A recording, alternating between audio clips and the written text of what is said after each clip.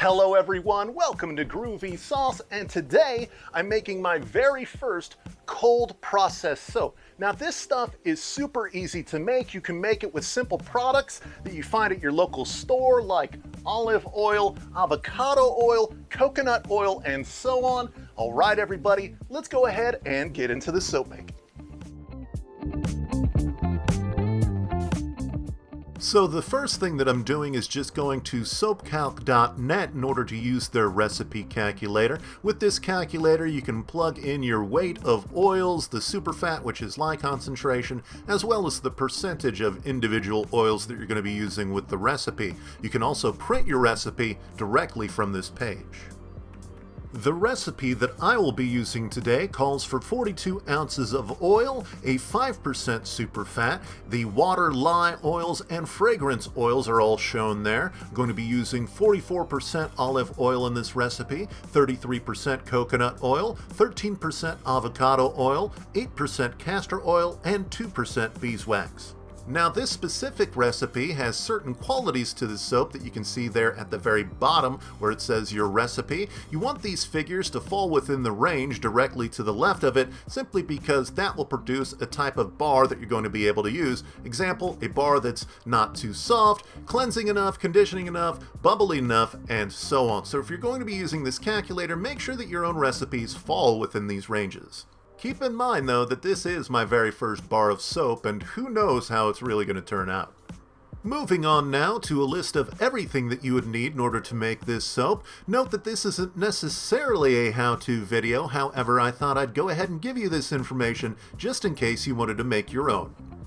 We're about to get started here, but before I do, I'm just putting on my latex gloves and eye protection. We're working with lye here, which will burn your skin, so make sure that you use gloves, eye protection, and long sleeve shirts if you're following along at home. Moving on now to mixing our ingredients together, starting off with the lye in the water. Notice that I'm using ice as a part of my water weight here, and that's simply because whenever you mix lye into water, it will heat up a little bit. So keeping ice as a part of your water weight will help keep everything a little bit cooler. Next up, in a separate measuring cup, I'm going to be melting down the beeswax and coconut oil on a low setting in the microwave. While that's melting in the microwave, we can go ahead and add our olive oil, avocado oil, and castor oil to a mixing bowl.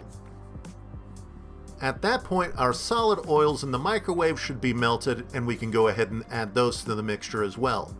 So now's the point where I'm going to be adding my fragrance oil. I'm using Candy Pale fragrance oil here. I got it from SaveOnScents.com, where you can find just about any kind of fragrance oil you could possibly imagine.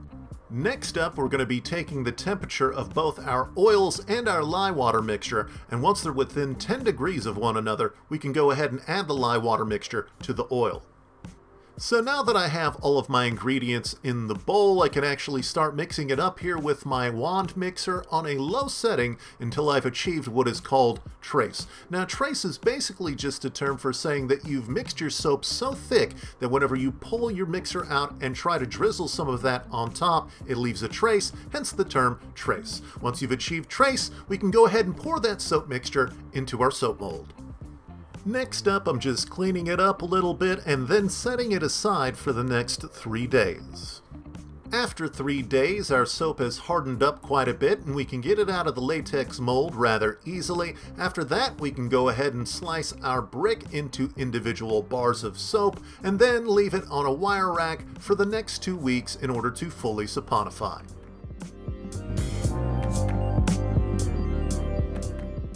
Okay, so here we have our final result, and as you can see, it bubbles up really nice. It's also a really hard bar, as I was going for, because I wanted the bar to last a long time. It also is very cleansing, and I feel like my hands are very clean after using the bar. It's a little bit on the conditioning side, but I think that's something that I can fix in the next iteration of this soap. But as far as the first time, I think I really did a great job here with this soap. So that brings us to the end of the video, but before I go, I just wanted to point you out in the direction of a veteran soap maker. Royalty Soaps here on YouTube does some amazing soap making content, and she certainly was an inspiration behind this video. If you have a continued interest in soap making, I would highly suggest you check out her channel. Alright everybody, that pretty much concludes the video here. Make sure that you're subscribed to the channel if you'd like to see more content from me. I don't always do this type of stuff here on my channel. More often than not, I'm doing fast food reviews, cooking, video game gameplay, and so on. So if you'd like to see more stuff like that, make sure that you are subscribed. I also have a website, groovysauce.com. Everything that you do there helps out me and the channel. Alright everybody, thank you very much for watching, and hopefully I will see you next time.